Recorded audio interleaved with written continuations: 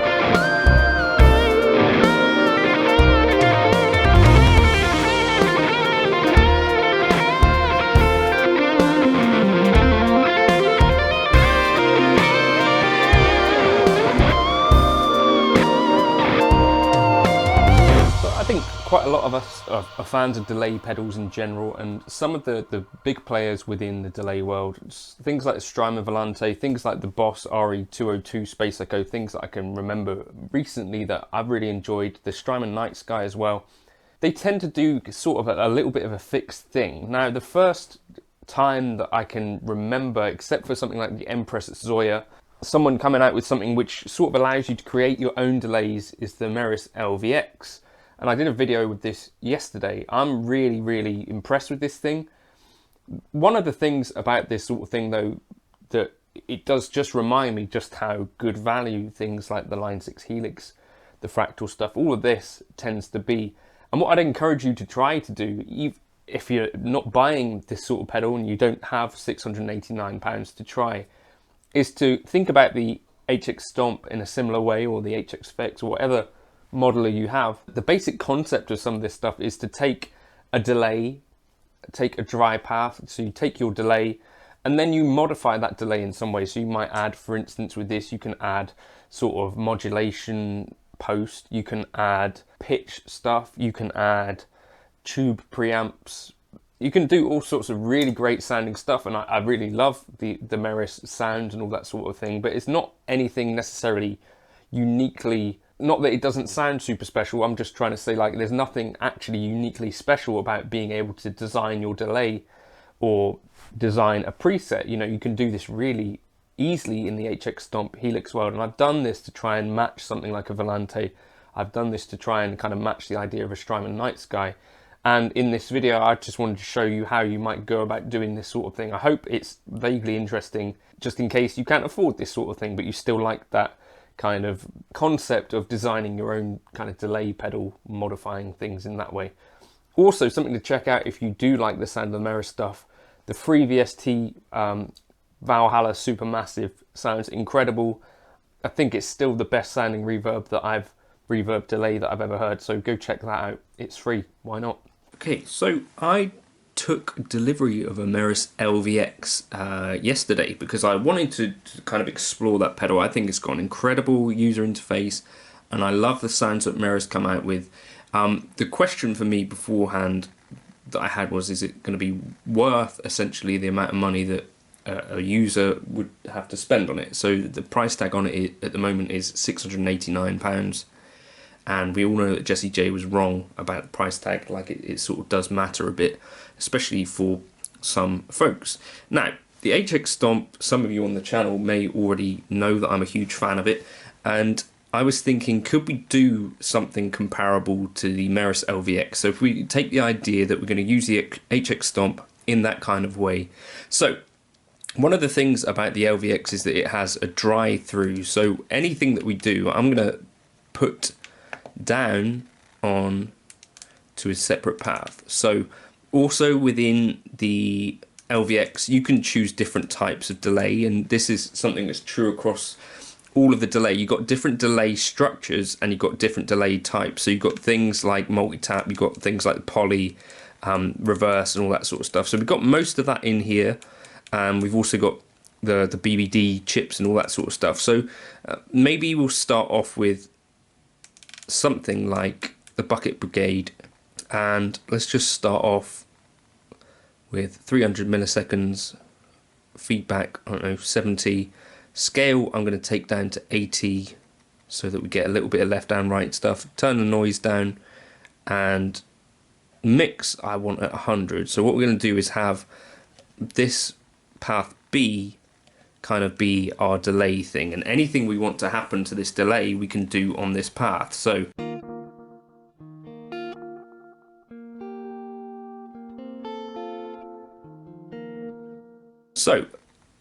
that doesn't really sound particularly inspiring yet. So what else can we do? Let's just turn up the delay mix here. So I'm going to turn up B level. This can control essentially how loud this path is relative to our dry.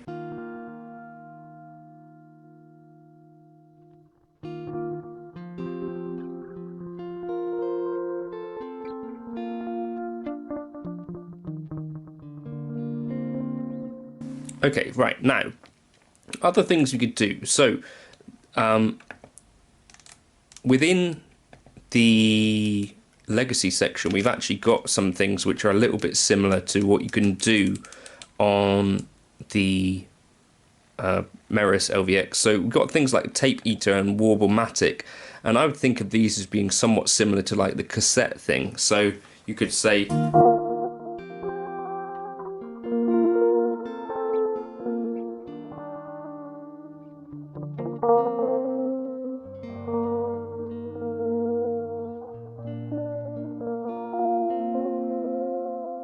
we could set the mix of this even, so you can get into these things and be a little bit more granular than you can in the Hughes or What's It. Let's just experiment now with a tape. So we'll set this to 500. Again, we've got modulation on this sort of stuff and feedback, all the sorts of things you get normally. We'll turn the spread down, turn the mix way back up, and turn the scale to about 80% again.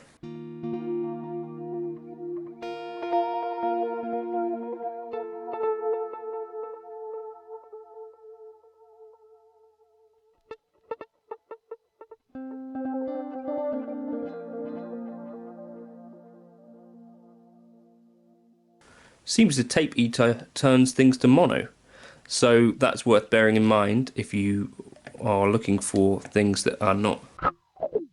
So does the Warble-matic. Right, so maybe we'll avoid those then. So stereo, instead, what could we use? We could use the retro reel and turn up the wow flutter. That's a bit better. And we'll change this back to our transistor tape. And flutter, feedback, and scale down to about 80.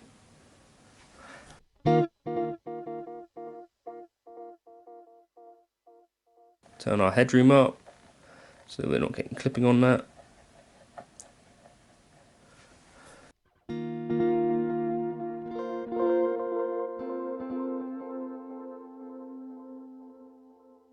So the other thing we could do that we can't do in the LVX actually is put in things like reverbs. which is kind of a nice thing that we could try. So if we set a nice long decay on here, and I can set the mix depending on what.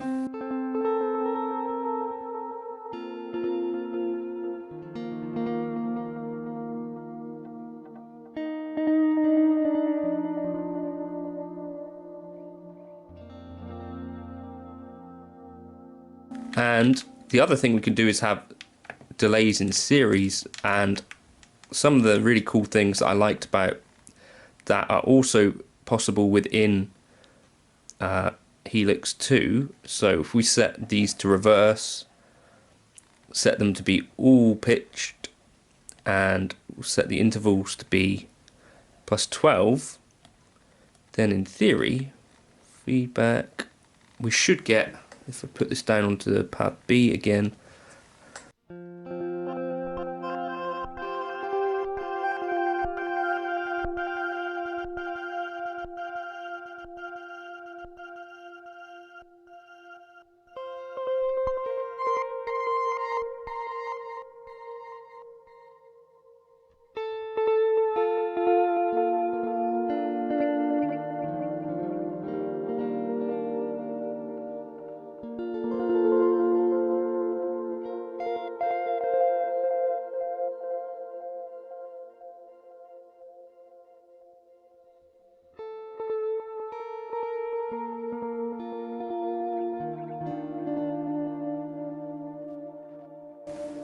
and then the other thing that we could do, and which you can also do in the the LVX, we could use a preamp, a tube preamp, in this kind of way. Where are you? Line 6, where is it? Mic, this one, Studio Tube Pre. You could put this at any point in our thing. Where are you? There, path B. And use this to kind of affect.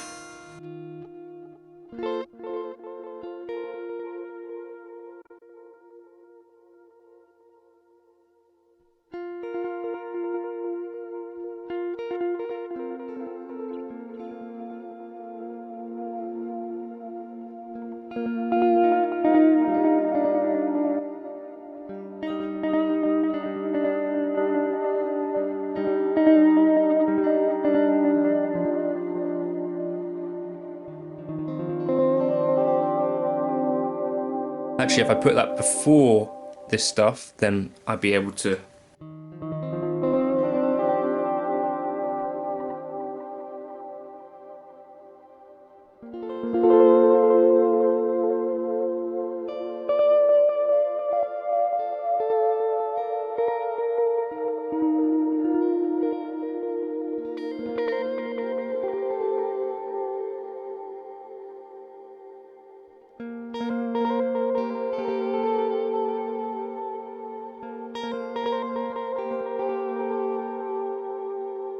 Decide whether this is necessary or not.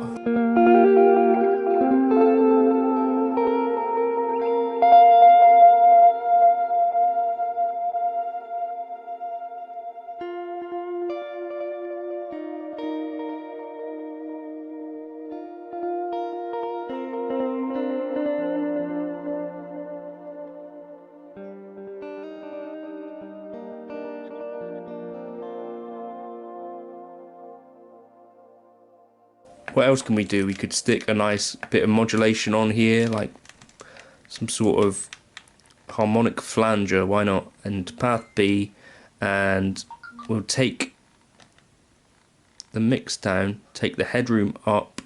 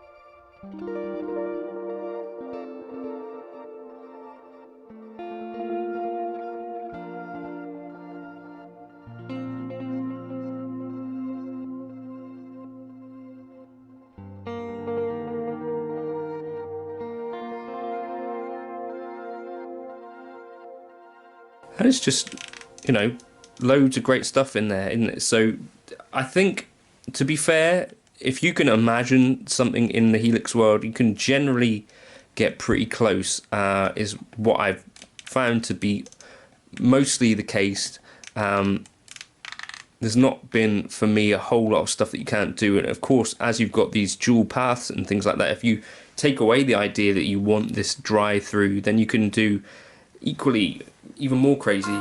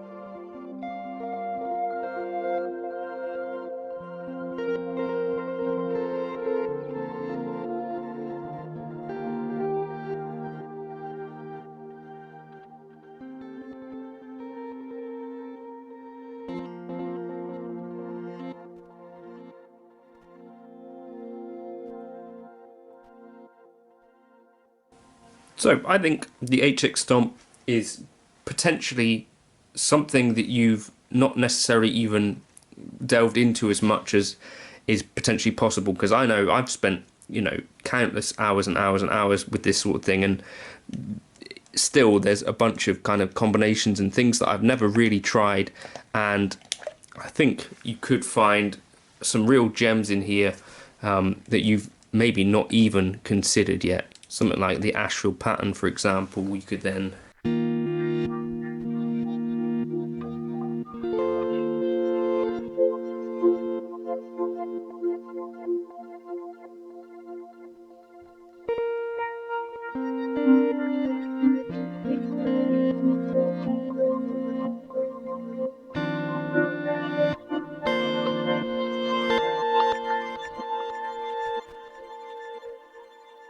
really is a kind of a limitless amount of things that you can do with this, and I really dig it. So if you were looking at a review and thinking, yeah, couldn't I do a lot of this stuff with the Helix? The answer is absolutely yes. So dig into it and enjoy if you're wanting to save a bit of money. I'll catch you in another video soon. Let me know if you want me to drop this into the folder. That preset is called Penny Saver. Cheers for now.